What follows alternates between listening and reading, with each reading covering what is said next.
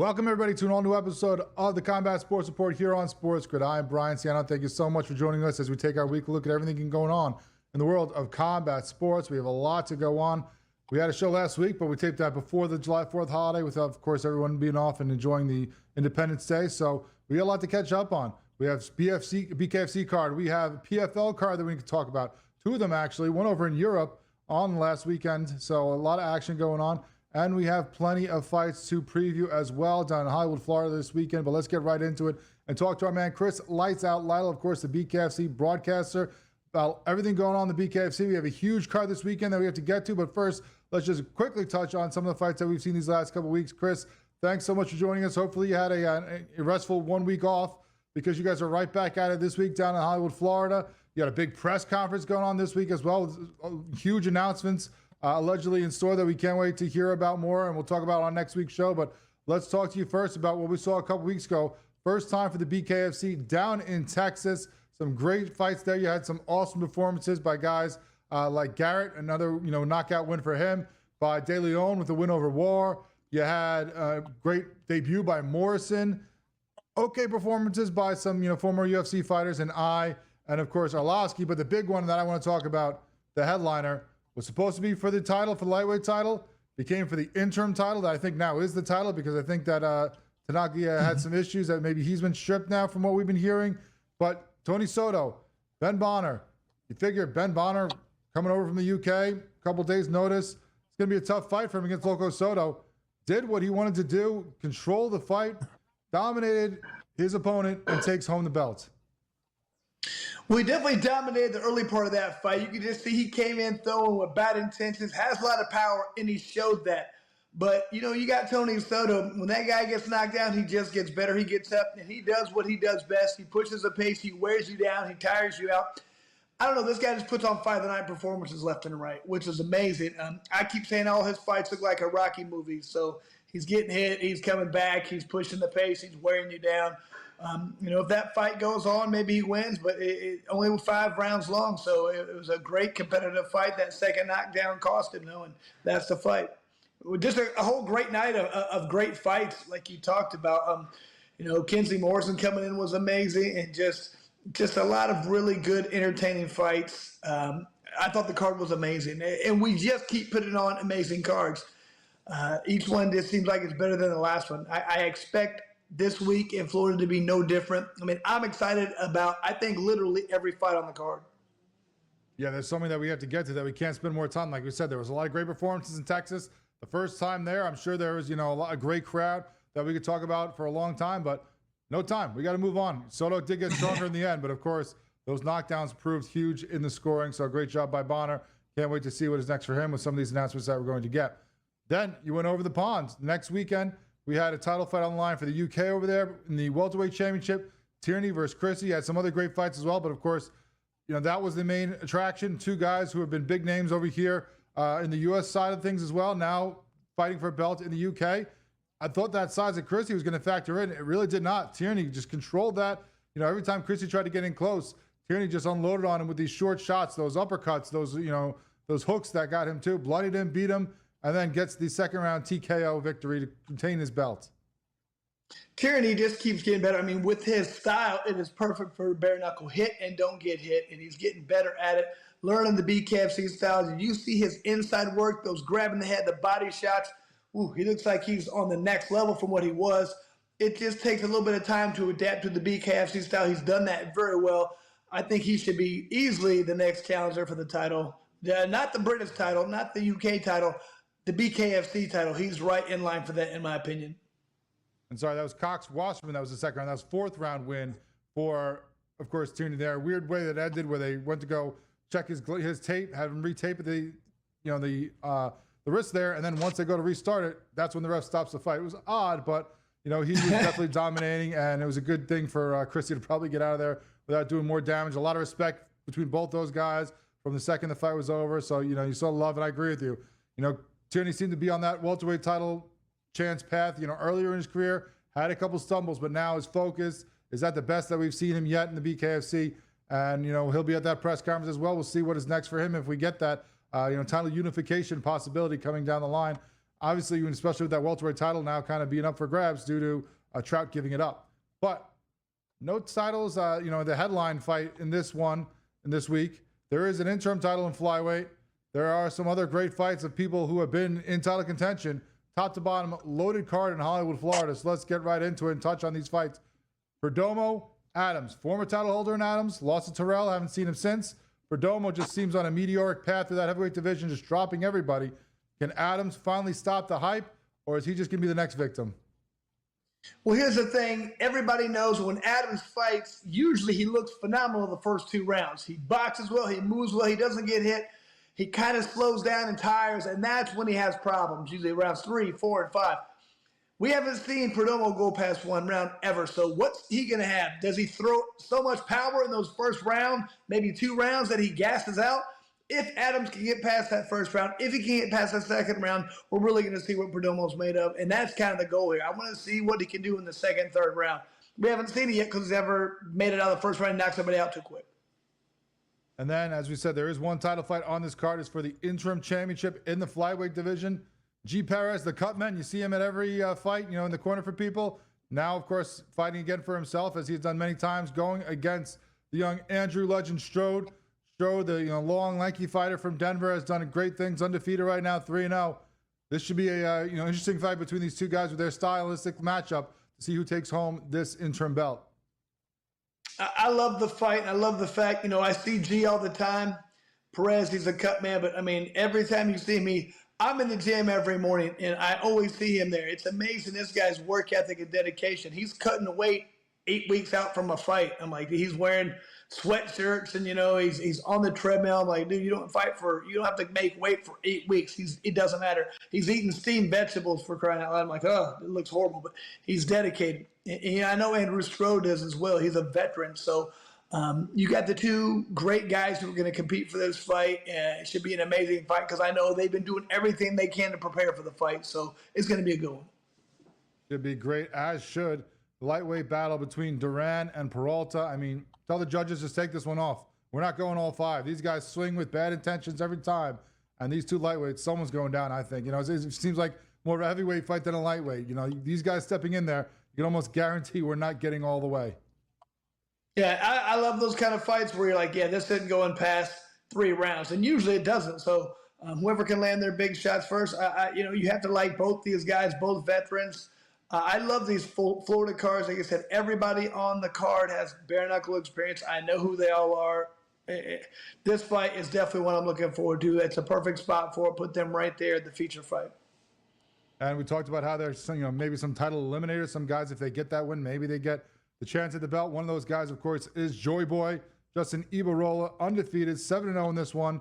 Just taking apart guys left and right, coming in now against Armas. The guy was 4-4, so not a ranked opponent, not a guy who necessarily puts him on the map more so, but it could be another great performance that we see from him that just shows how dominant he is in this bantamweight division. But here's the thing, though. Armas came in his last fight. I think he beat an undefeated guy. He definitely got an upset. Armas he'll do that to you. He'll come out and dismantle somebody. Everybody's like, man, he was supposed to lose. He doesn't think he's supposed to lose. He doesn't know he's the B side. He thinks he's the A side, and it shows. So he's more than willing to come in and upset the hometown guy. He's done it before, and he wants to do it again. And the list just goes on and on. We're running out of time. We can't talk about them all, but Howard H.G. Davis, perennial contender, back in there against Rodriguez, a lightweight. Got Riki, the former title holder in that middleweight division, going against Davison, trying to get back into the mix here. Vichen's trying to make herself, available for a title shot again after losing to Faria, going against Click here. Townsville, Richardson, going to be another bloody war. There's just so many good fights. You just might as well glue yourself in that chair as early as those doors open and not move, because there's going to be so much great action for the BKFC down in Hollywood, Florida this weekend. Chris Lights Out Loud, thanks so much for joining us. Appreciate it. Looking forward to watching you call these fights. Should be an awesome card. We'll talk to you again soon here on the Combat Sports Report. Thanks for having me. It's going to be an amazing night.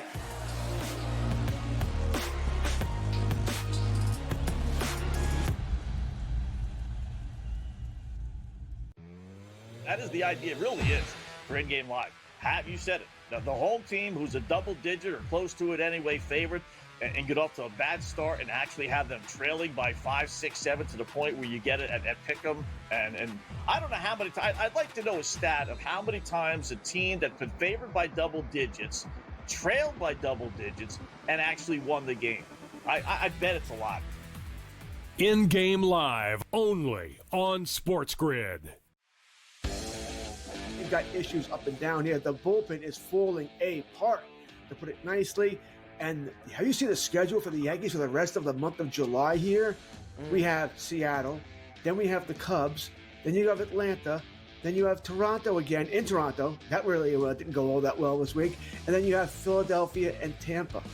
Good luck to the Yankees in July here. Pharrell Coast to Coast, only on SportsGrid. They're still trying to throw Dalton Knecht's name in trades, and I don't even know if he's viewed as a positive asset still. And that's a crazy thing. Dalton Knecht, if you look at FanDuel, Dalton Knecht 20-plus points at plus 120. He's giving you no indication that he's that right there. I mean, Kevin, I would be more likely if we knew we were going to get the minutes. Bronny James, 10-plus points at plus 118. Game time decisions, only on SportsGrid. Time for the Blue Jays to really make another addition at the deadline. They just got Max Scherzer back. Can they get another pitcher to help out with the pitching staff, which I still think is their biggest issue? They're looking to be in a good spot right now. And also, Tom, like just the evolution of handicapping, right? Early in the season, like, I don't want to take this Blue Jays lineup. Like, it's really bad. Now, the past couple weeks, like, every day I'm looking at the Blue Jays going like, ooh, team total, RBI chances, guys that weren't household names at the beginning of the year. Pro Baseball Today, only on SportsGrid.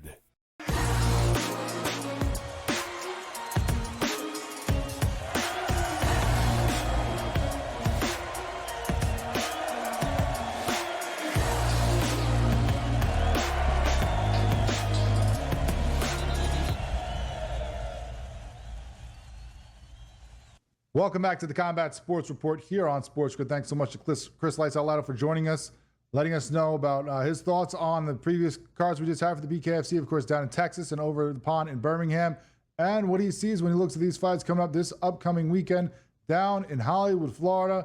Let's talk about ourselves right now. BKFC 78 coming at you this Saturday, July 12th, 7 o'clock Eastern Time. Going to be at the Hard Rock Live in Hollywood, Florida, the second home, of course, for the BKFC. Tons of great cards down there. And this one is loaded as they usually do down in the Sunshine State. And that starts, of course, with the heavyweight battle up top. Leonardo El Zombo Perdomo versus Arnold Bumaye Adams.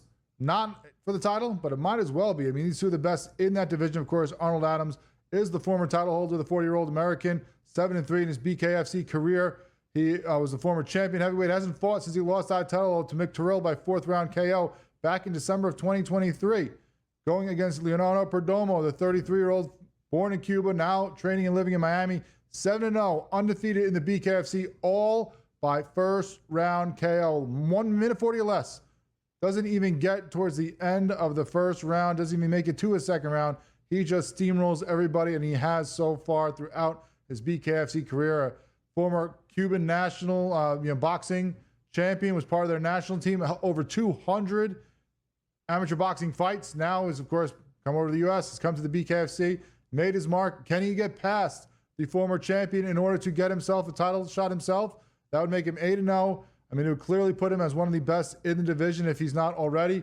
Of course, Rothwell is sitting there with the belt, going to fight over in Australia. You got Arlovsky joining the mix, wanting to get into that title mix maybe after another fight. So is Perdomo the fight that Ben Rothwell has to fight before he gets the pit bull? We will see. I think Perdomo gets the win. First round KO.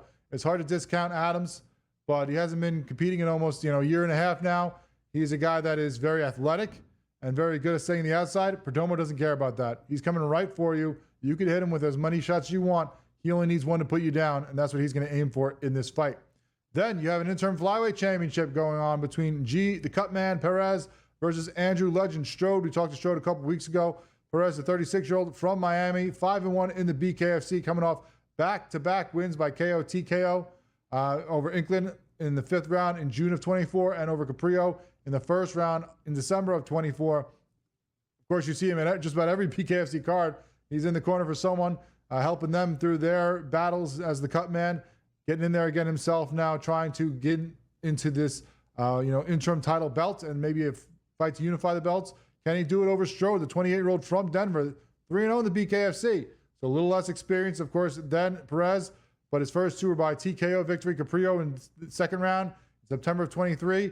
Chancey Wilson by third round in October of 24. Now he looks coming off a unanimous decision win over Tyler Randall in February. So he's been climbing up the ladder on the echelon of the opponents he's facing. Now, can he get by G. Perez? I think he does. I'm going to go by Strode by decision. This one, I think it goes a distance. These guys are both tough. I know they have some power, but I think they're going to respect each other. They're going to, slow start maybe, trying to find the right spot for both of them. When you get into this picture where you get a chance at the belt, some guys fight a little more cautiously. You might go and sell out to try to get to this point, but once you get that title shot, you don't want to blow it in the first round. So I think we get deeper into this fight, and I think Strode uses that reach and that, that outside boxing technique of his to try to get a decision victory. Then you have a lightweight battle between Brian El Gallo Duran and Robbie Problems Peralta. This one is not going all 5. Judges, go take this one off. Go get a soda, go get some popcorn, because you're not going to be needed for this one. Duran, the 29-year-old, born in Cuba, lives in Miami, 7-1 in the BKFC, was 6-0 before losing to Kai Stewart, going for that title at featherweight. Now coming off a first-round TKO over Kasim Ruffin in December of 2024. He swings violent with everyone. So does Problems Peralta, the 39-year-old from San Diego, the former UFC fighter, 4-2 in his BKFC career after a unanimous decision win over Jordan Christensen in January. This one is going to be, like we said, violent. It's going to be tough. I think Duran, El Gallo, wins this one, though. I think he's just a little bit more on the top of his game at this point in his career. 10-year difference here. I'd take a third-round TKO stoppage for him. Bantamweight, Justin Joyboy Ibarola versus Robert El Gallo Negro Armas. Armas, the U.S.-born fighter, 4-4 in the BKFC. His alternate wins and losses in the BKFC so far, coming off a unanimous decision win over Chris Garcia in March. Ibarola, unbeaten. Joyboy, 7-0 in the BKFC. 4 of those 7 and 3 of his last 4 have ended by KO TKO. His last one, of course, was over Abdiel Velasquez in March. A great performance by him, one of his best yet, coming off a second-round KO win there. He is going to be 3 inches taller. The reach is going to be about the same, but still, even when you get that little edge in height, it takes a little longer for your opponent to try to hit you in the face, get you out of the way a little quicker after you hit your strikes. I think that's going to be, a big asset for Ibarola, who has shown some great movement and some, boxing technique there, getting out of the way of his opponents. I think he gets a second-round KO victory here. Then at lightweight, Howard H.D. Davis going against Jaco Rodriguez, another one where a perennial contender or a guy who's in the top mix here, and Howard H.D. Davis going against someone, not necessarily on that level yet, but maybe he could be with a win here in Rodriguez, 29-year-old from Sioux City. He's a former UFC fighter, unbeaten, 2-0 so far in the BKFC, both those by KO TKO in 2022, and then 2024, going against H.D. Davis, a 30-year-old from Miami, 7-3-1 in the BKFC, has fought for the title against Kai Stewart, where he lost, has always been in the title picture at featherweight, making his mark in lightweight now as well. He's always bounced back and forth depending on what fights are available to him. Coming off back-to-back TKO wins over Pete Town Wilson and Get Down Brown at lightweight before, unfortunately, losing to Luis Palomino by unanimous decision in March. That was a tough fight for him, fighting the crafty veteran who stays unbeaten. Davis, 5-inch height, 7-inch reach advantage. He's going to use that to the max, I think, against Rodriguez. I think he gets the 4th-round TKO victory, just picking apart from the outside before eventually finishing this young opponent of his. Rodriguez is tough. He might be, some challenge if he gets his hands on H.D. Davis. If he corners him, keeps him from moving along the outside, but I think Davis gets the victory. At middleweight, Francesco Ricci versus Dallas Davison. Davison, the 25-year-old from Montana, 3-3 in the BKFC, all by KO TKO. Whether he wins or loses, someone's going down. Going against Ricci, the 31-year-old Italian who trains in the U.S., former interim middleweight champ, 6-2 in the BKFC, was unbeaten, then lost back-to-back to Mundell and Lozano before coming off a unanimous decision win over Blake Lacaze. Now he's going to be 2 inches taller and 8 inches longer. Again, that reach is going to be huge. Ricci gets the second-round TKO. And then Tomahawk Townsville, Keith Richardson. Not that Keith Richardson, still very dangerous. As much as we love the Tomahawk, I'm going to go with Richardson here. 4th-round TKO, and Christine Vicente trying to get in the title picture as well. All that happening this weekend in Hollywood, Florida.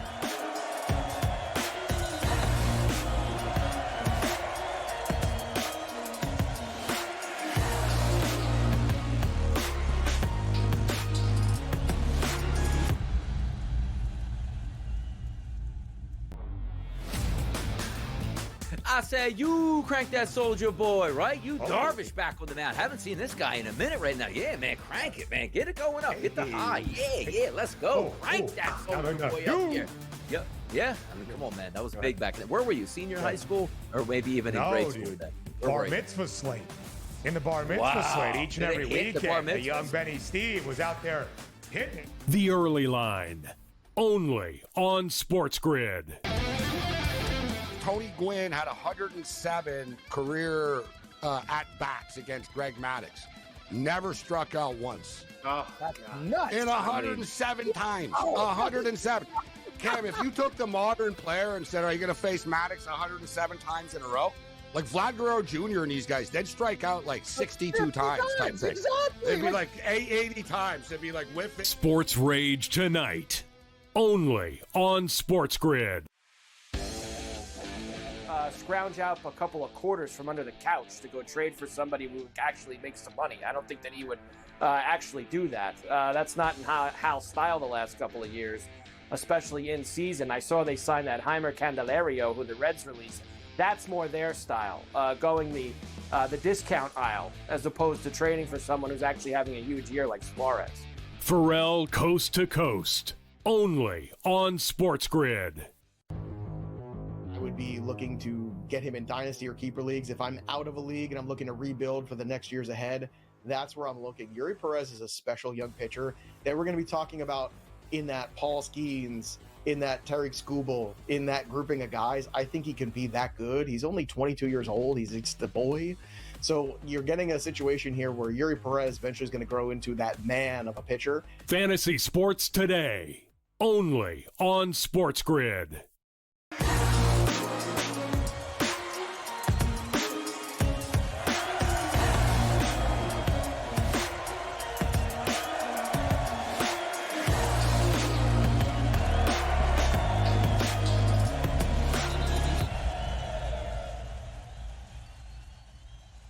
Welcome back to the Combat Sports Report here on SportsGrid. Now we have great fights coming up this weekend.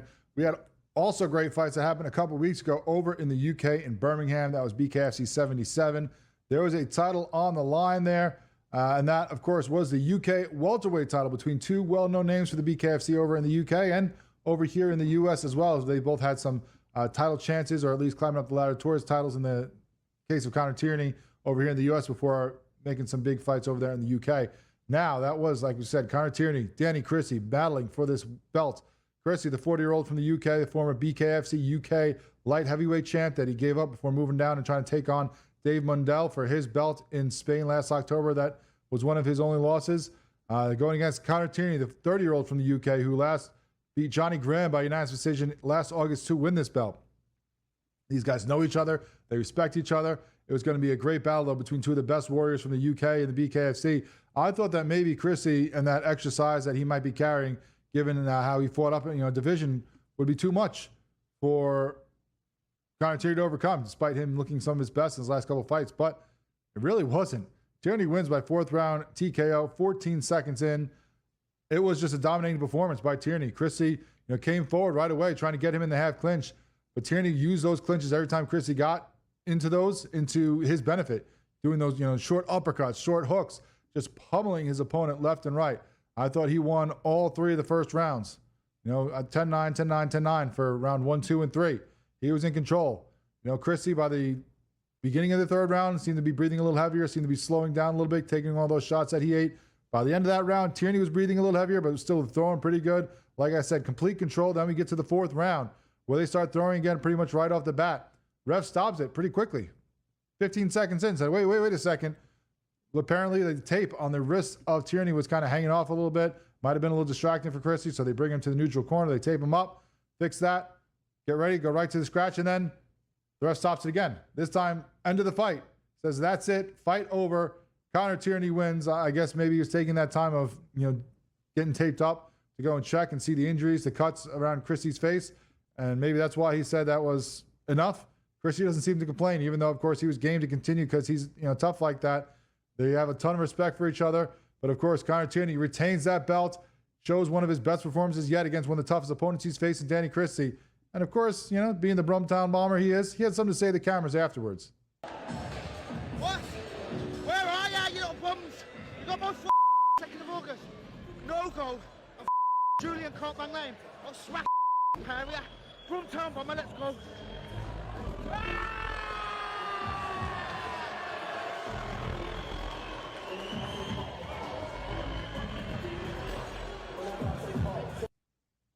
Of course, calling out Julian Lane there, who's going to be fighting for that welterweight title in a couple weeks here, since it was given up by Austin No Doubt Trout. So I guess he feels that Lane might be the better of the opponents, that he might be the one to win, and is looking to fight him. We'll see if some of that information comes out on a future opponent for Conor Tierney from these great press conferences we have coming up. But both these guys, of course, as we said, know each other well, have a lot of respect for each other. We saw that in the cage afterwards when these guys, right after the fight, were down talking to each other on their knees on the mat when Conor Tierney was celebrating, showing respect afterwards as well, talking to each other.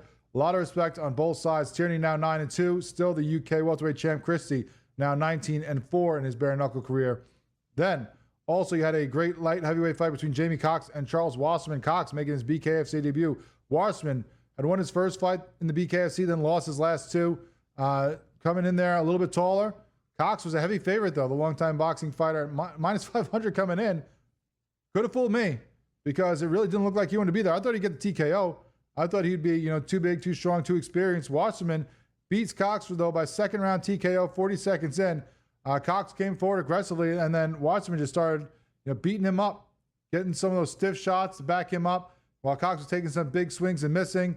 Cox pushed forward again after round two, with Wasserman probably up 10-9 after round one. Getting into the clinch, Wasserman throws some big shots again. He was just unloading on him. I mean, I thought it was a great fight for him, the best that he's probably looked in the BKFC. He gets the win as he drops Cox with some big uppercuts in the clinch. It looked like Cox was trying to get the clinch to, stop things as boxers do. And Wasserman said, all right, let's go. Big uppercuts, big body shots, drops his opponent, doesn't even try to get off his knee before the count is over. Wasserman now 2-2 in the BKFC. Cox 0-1 in the BKFC. Also had a great performance by James Lights Out Lilly, getting another win for him. I thought he'd win by decision. He gets a second round TKO at the end of the second round. Suarez just getting beat up throughout the first two rounds. Goes to his corner. Lilly clearly up 20-18. But Suarez looking at his hands in the interim. Looked like something might have been broken or battered because corner stops it there. And Lilly gets the win now to move to 4-3 in the BKFC and trying to get back into the ways of the title picture. We'll see what is next for him. All that happening. Great fight over there in Birmingham a couple weeks ago.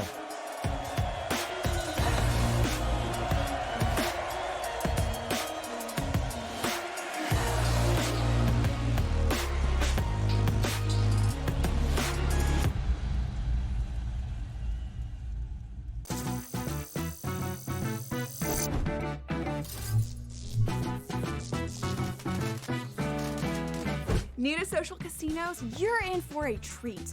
Most online casinos offer bonus cash or coins just for signing up. That's your own little participation trophy. Now, go get lucky. See you in Lost Pages. Let's get lucky.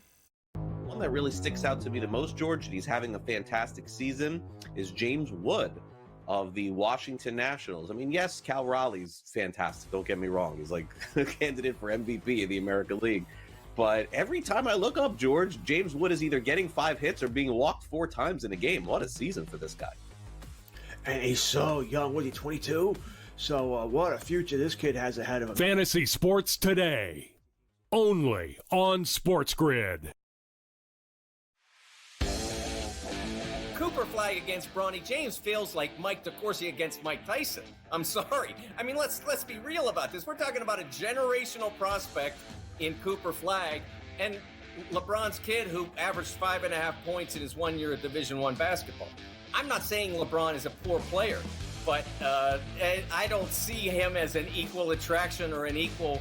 Pharrell Coast to Coast. Only on SportsGrid. One of big that's camped out under the basket and clogging the lane. He provides a lot of really good defense, a lot of three-point shooting, and again, younger than Brook Lopez. It is a good match. I just don't think it moves the needle, but as we talked about to open the show, when Giannis Antetokounmpo was saying, we're not just going to sit here this year and say, oh, Dame's down, let's just take a pause year because I'd rather go try to chase a championship. So at least they're being honest and saying, we're going to make this team better. The Early Line. Only on SportsGrid.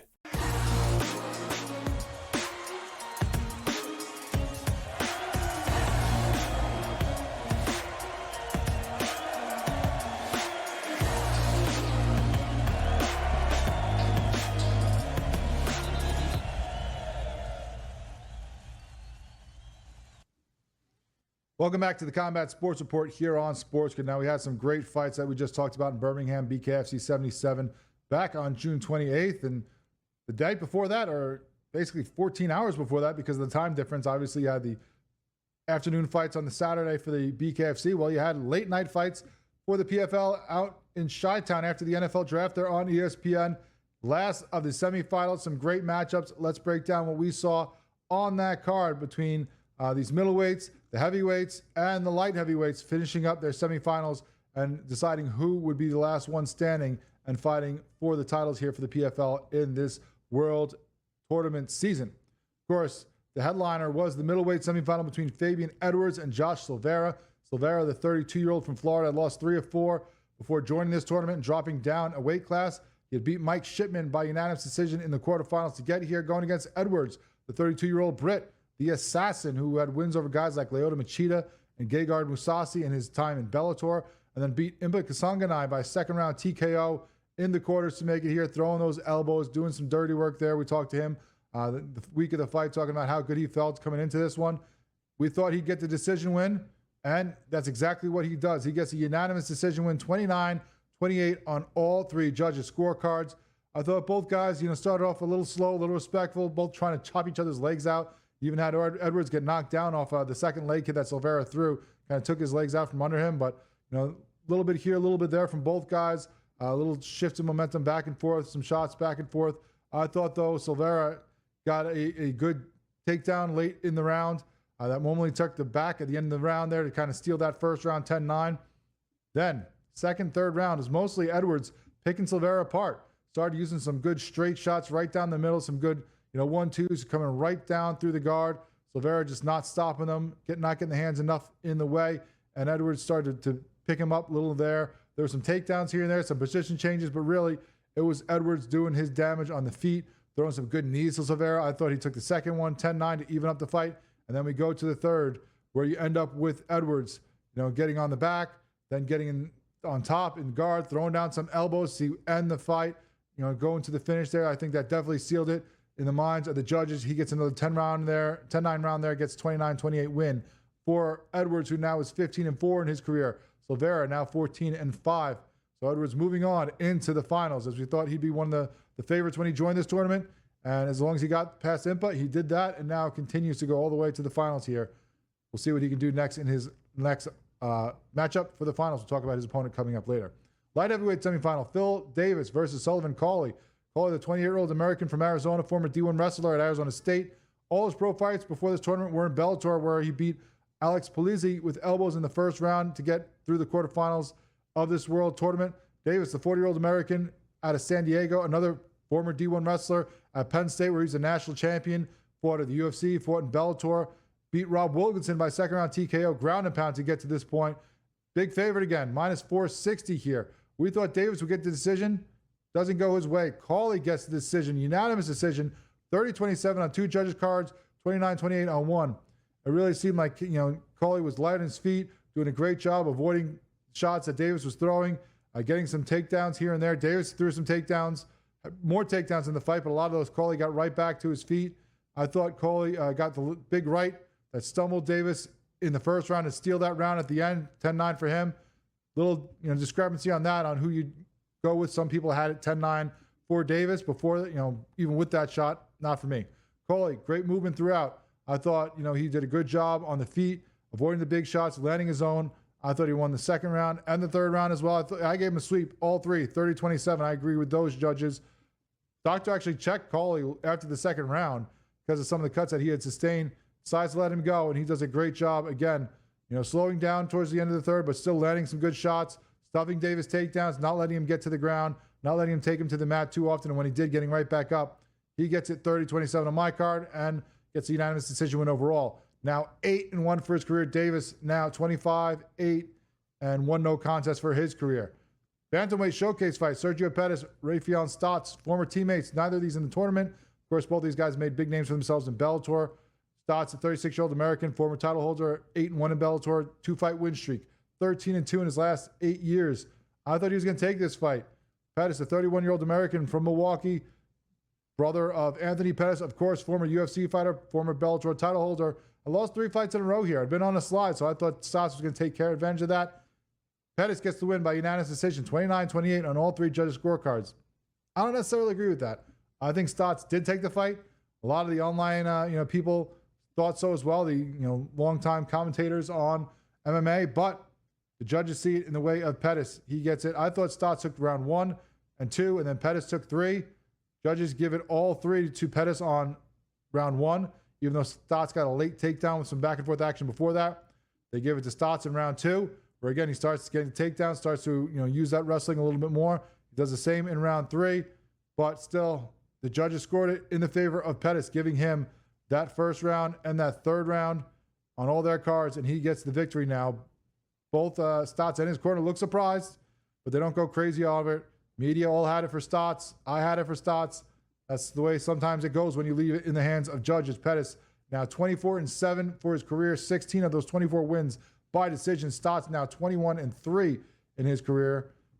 Might not be the last time we see these two guys match up. I'm sure we'll see them again sometime in the PFL, whether it's a tournament, whether it's fighting for a chance at the title, we will see. Middleweight semifinal between Dalton Rasta and Aaron Jeffrey. You had Rasta, 29-year-old American from Pennsylvania, who beat Sadabu C by Darce choke in the second round to get here. Jeffrey, the 32-year-old Canadian, beat Murad Ramazanov by split decision. I thought Rasta would get the TKO victory. He beats Jeffrey, but by split decision, 29-28, 27-30, 29-28 for Rasta. Not sure what the heck that second judge was seeing to give all 3 rounds to Jeffrey. I thought Jeffrey stalked. He was trying to bring action, trying to get some good clinch scenarios, but I thought Rasta did a good job with some good stiff jabs and check hooks to back up Jeffrey a bunch of times. I thought Jeffrey just didn't really do much or nearly enough to get things going for him and get the points he needed. I thought Rasta was doing a good job circling, striking from the outside, outscoring his opponent. Sometimes Jeffrey would get the clinch, but I really did not think that Jeffrey did much at all in order to get a 30-27 from one judge. I don't know what he was seeing. Maybe 1 round at best. Definitely not 3. Rasta, 11-1 now, avenges the only loss of his career when these two fought back in 2023. Jeffrey now falls to 16-6. The other light heavyweight semifinal, Antonio Carlos Jr. versus Simeon Powell. Carlos Jr., the 35-year-old from Brazil, known as Shoeface, one of the most interesting nicknames in MMA. Going again, he beat Carl Moore by split decision in the quarterfinals to get here. Kind of a lackluster fight, but so is Powell, who the 26-year-old Englishman who's fighting out of Ireland now, training there, former Bellator fighter, beat Carl Abrexon by punches and elbows in the second round. It was a good win for him, but Abrexon really didn't offer him much. I thought Powell would get the decision win. Ends up being Carlos Jr. with the better performance here over Powell. He gets the unanimous decision win, 29-28 on all 3 judges' cards. I thought, for me, it was 30-27, Carlos Jr. I think the judges might have given the first round to Powell. I thought Carlos Jr. got better as the fight went on. Started getting his opponent gets the cage and the clinch, working his body, working, the legs with some knees, just beating him up with some great clinch work. Wasn't the most exciting fight by any regard, but I had 30-27 for Carlos Jr. He gets 29-28 on the judges' scorecards, and he moves on to 18-6. Powell now 11-2. So Carlos Jr. moves on in that light heavyweight division to then go against, of course, as we said, the surprising Cawley. It's going to be an interesting fight here. Cawley, I think, with the wrestling, can keep Carlos Jr. off him. Can he do enough to win? We'll see. He also had a great fight, 2 great fights, well, 1 great fight, 1 disappointing one in heavyweight, the semifinals. Both those were on the prelim cards on ESPN+. You had, of course, the main one between Popov and Rodriguez Nascimento. Pretty boring. Popov just putting him against the cage, holding him in the clinch, beating him up a little bit. The one surprising one, Moldavsky-Romanov. Romanov pretty much in control of that fight. Then towards the end of that first round, Moldavsky throws a knee to the groin. Usually you take your 5 minutes, you continue. Moldavsky couldn't even get off the mat in fetal position for the whole 5 minutes. Ends up being carried out on a stretcher. Fight ends in no contest, but because of the tournament, they had the judges score what they thought up into the first 4.5 minutes of that fight. They give it to Romanov. He moves on to the finals, where he'll face Popov if he can recover.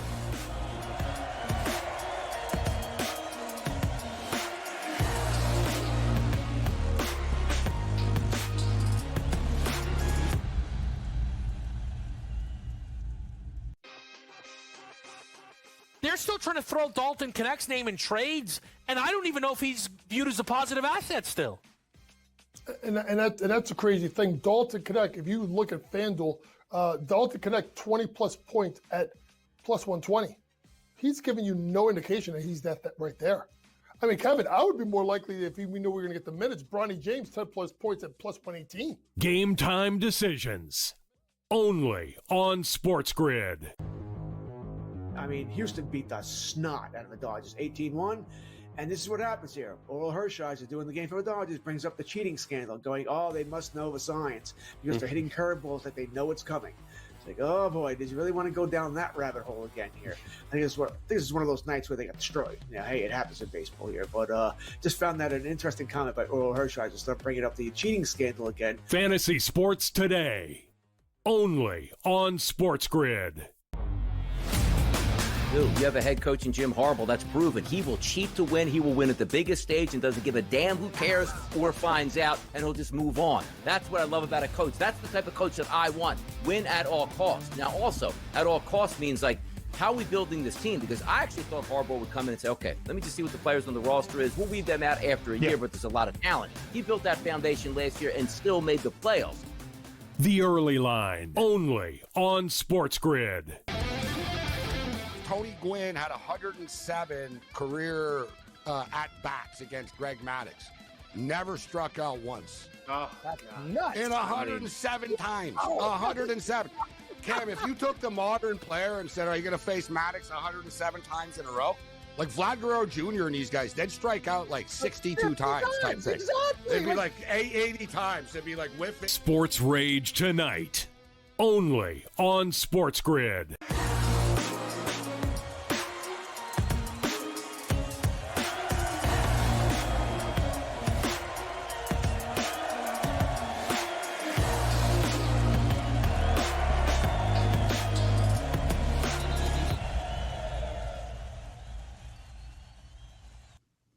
Welcome back to the Combat Sports Report here on SportsGrid. We talked about those great fights we saw a couple weeks ago in Chicago for the PFL, wrapping up their semifinals, setting up the finals now for the World Tournament. We'll talk about that next segment, but we got some action last week as well. We may have been off here for the July 4th for a lot of promotions here for combat sports in the U.S., of course, with the Independence Day celebrations, but that's not happening over there in Europe.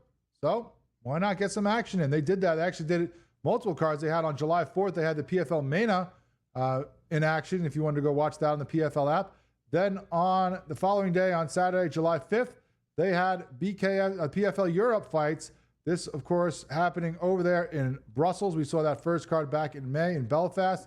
This one we had in Brussels, a bunch of great fights over there. And this one was featured with the headline fight by Patrick Habarora versus Danny Roberts. Now, it's supposed to be a battle of undefeated Belgian prospects with Habarora on the card. His fight and opponent got changed a couple weeks out.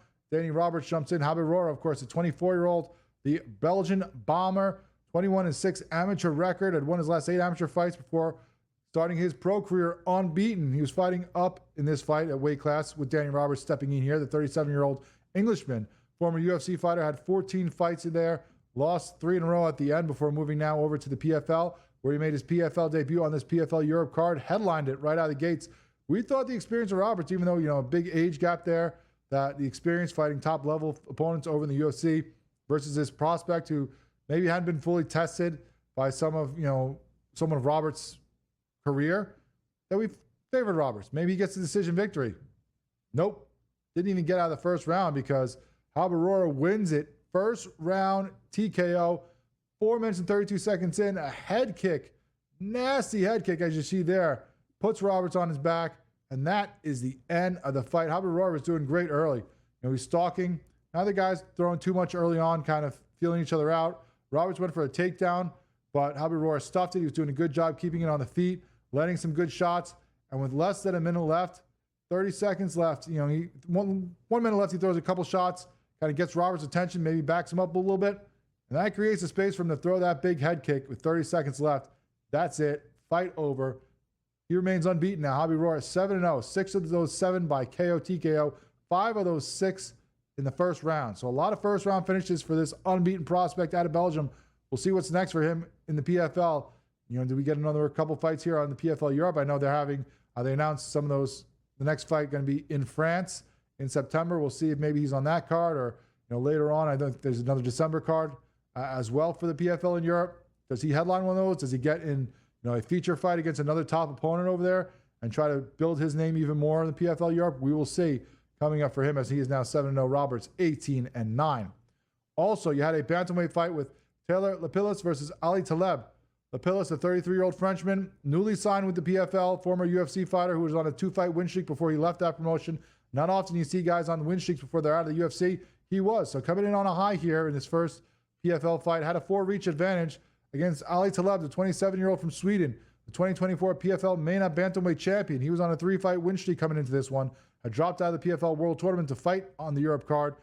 We expected some good things at him. We thought he was going to get a 3rd-round KO victory here against Lapilus, maybe catch the Frenchman napping on him. He did not. Lapilus gets the unanimous decision win, 30-27 on all 3 judges' scorecards. Taleb was coming forward early, but that reach difference was really big for the Frenchman. He started using the stiff jab, throwing a few before getting on the bike and avoiding any shots from Taleb. Taleb tried to get the leg takedown the first round, got stuffed. Could have went either way. I gave it to the Frenchman 10-9. Taleb was still coming forward the next couple rounds, but he just couldn't ever get his hands on his opponent the way he wanted to, couldn't throw the big shots, couldn't get the takedowns that he wanted to maybe neutralize the reach advantage. 10-9 for Lapilus in the second round for me, 10-9 for Lapilus in the third round. I think that's pretty much how the judges went as well, as he gets the victory there. I think the judges gave the first round, of course, to Taleb. I gave it all 3 to the Frenchman. He gets the victory, unanimous decision, 22-4 now in his MMA career, while Taleb falls to 12-2. We'll see him try to rebound in his next fight for the PFL. At featherweight, you had a battle between Gaetano Perillo and Salvatore Liga, both from Belgium, surprisingly. Liga, the 31-year-old from Belgium, making his PFL debut, had a bunch of canceled fights over the course of 2021 to last year when he finally got his 5th win.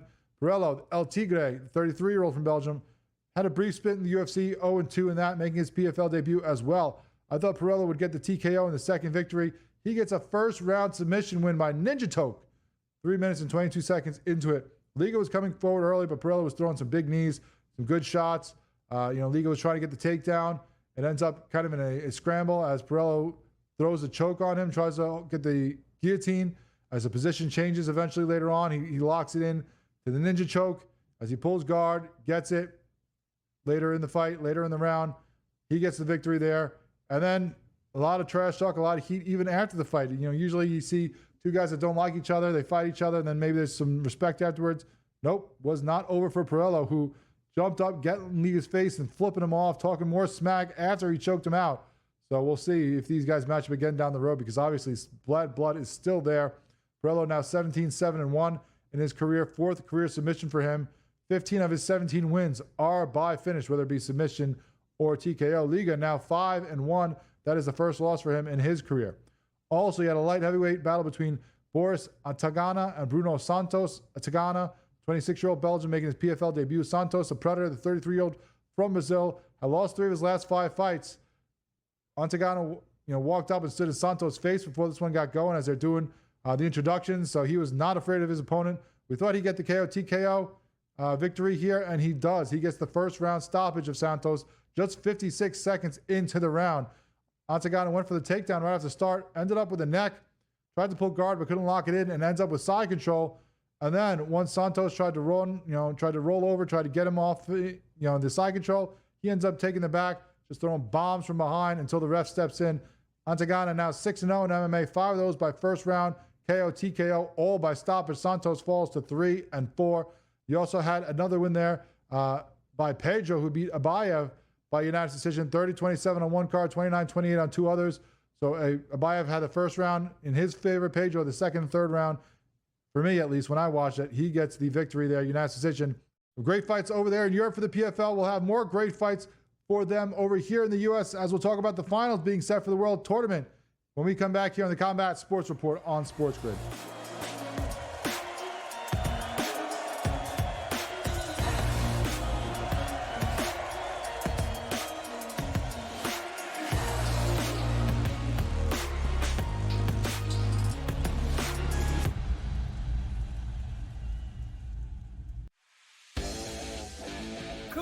Against Bronny James feels like Mike DeCourcy against Mike Tyson. I'm sorry. I mean, let's be real about this. We're talking about a generational prospect in Cooper Flagg, and LeBron's kid who averaged 5.5 points in his 1 year of Division I basketball. I'm not saying LeBron is a poor player, but I don't see him as an equal attraction or an equal. Pharrell Coast to Coast, only on SportsGrid. Things you have to look at is what the team has the following day, especially when it comes to bullpen usage. You know, a lot of the things I like to attack is you see these extra inning games, these games get drawn out, these bullpens get worn, or if someone gets shelled the first 3 innings and they got to go to the pen, early, that's a good spot to kind of hop in the middle of the next game. You got a tired bullpen, right? You try and take advantage there, maybe with an over, maybe with a money line. You're getting plus money on a favorite at that point. In-game live, only on SportsGrid. Piece of an interesting couple of weeks in California. If you recall, I think it was 2 weeks ago, language was inserted into a bill that would outlaw or ban sweepstakes casinos and sports betting, which of course we've seen lots of that happen this year. So California is an interesting market because, as you've said, there is no legal online casino. There is no legal online sports betting. Newswire, only on SportsGrid. Devin Booker had to run the point when Chris Paul was hurt. And we're like, Devin Booker's a point guard. Devin Booker's not a point guard. Neither is Jalen Green. So I need to know, once you get rid of Bradley Beal, who cannot be on that team, who is the point guard? And then I think as a sixth man, I actually don't mind it with Jalen Green. Betting above the rim, only on SportsGrid.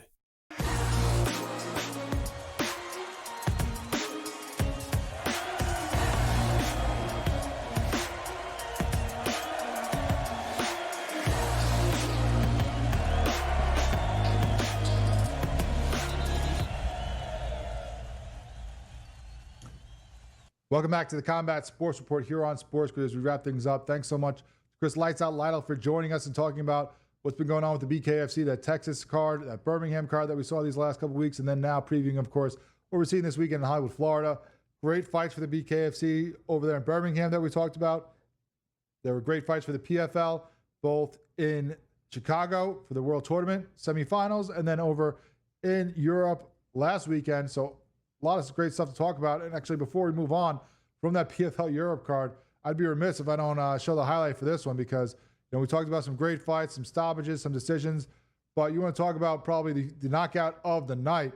You had Gustavo Oliveira ending his fight in the first round with a KO. Spinning back elbow. Watch this one. Oh, doesn't get much fancier than that. Beautiful one. That's a highlight one. That's a highlight reel for the ages. Anytime when someone wants to talk about your fighting career, all you got to do is pull that one out. No matter what you end up at, that is one of the nastiest knockouts you're going to see in a while. So great job by him. But great job by everybody who's also made it to the PFL finals for the World Tournament. Now that we've gotten through the last of the semifinals, those matchups are set. We'll break down the full cards that have just been released further. And the episodes coming up over the next couple weeks because they don't start till August 1st.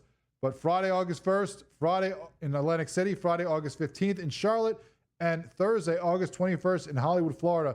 That is where we will get the final cards for the PFL tournaments. And we're going to get a couple on each. And then, of course, you got to fill it in with some other showcase fights, some other great fights. We'll break down all those as we go on in the coming weeks. But first up, August 1st, Friday, Atlantic City, welterweight final. Thad, Gene, Logan Sterling, of course, the headliner for that card. Featherweight final, Jesus Pinedo, Movlid Habibulayev for that card, for that title. That's Sterling. Gene one's going to be a battle, of course, of different styles.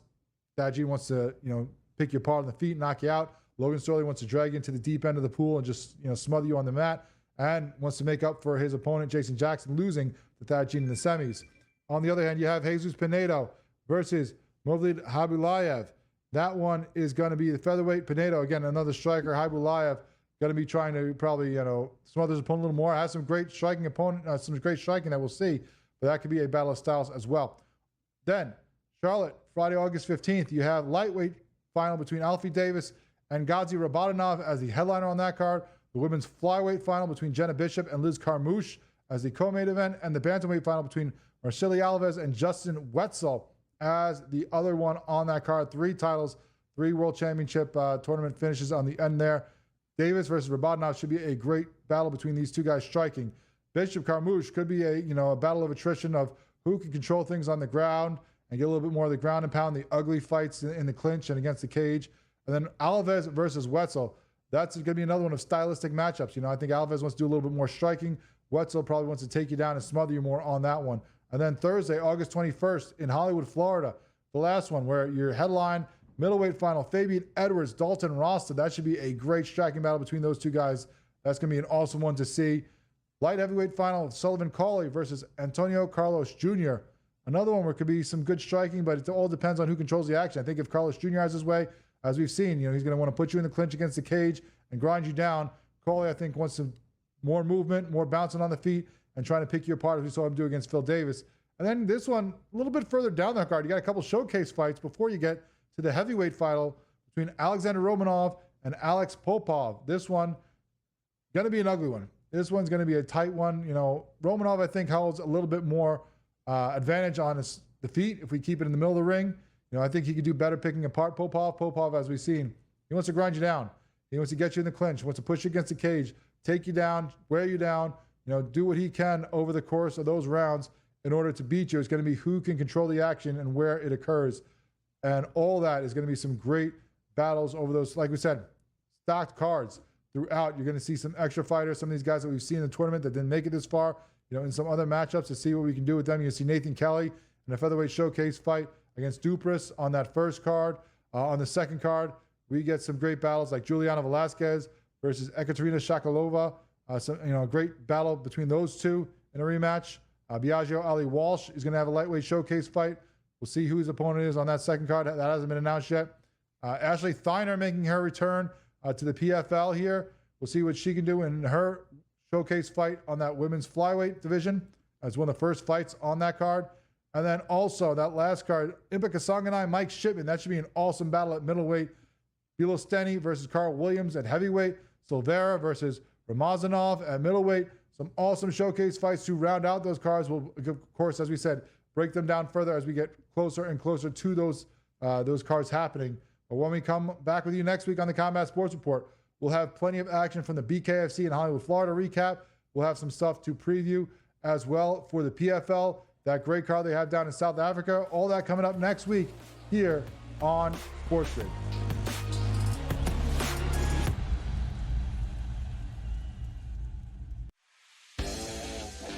Cooper flag against Bronny James feels like Mike DeCourcy against Mike Tyson. I'm sorry. I mean, let's be real about this. We're talking about a generational prospect in Cooper Flag and LeBron's kid who averaged 5.5 points in his 1 year of Division I basketball.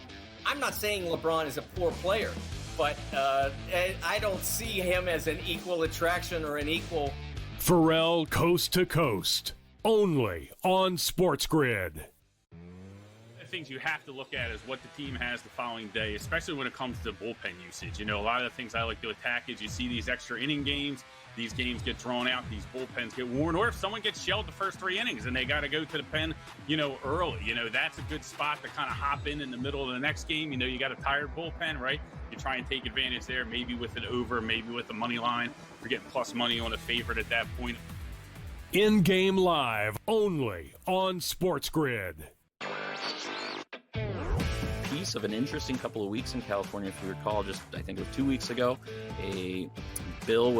language was inserted into a bill that would outlaw or ban sweepstakes casinos and sports betting, which of course we've seen lots of that happen this year. So California is an interesting market because, as you've said, there is no legal online casino. There is no legal online sports betting. Newswire, only on SportsGrid. Like Montreal, has a new coach. I might be the new coach of Montreal in 2 weeks. They have a new coach all the time, and they always have, we're playing a new system. They're they have a bunch of 20-year-old players and kids on the pitch. Anyone that's good, they sell and they trade for money all the time. It's a real disaster, but they hit a new low tonight, getting eliminated by the Forge. Sports Rage tonight, only on SportsGrid.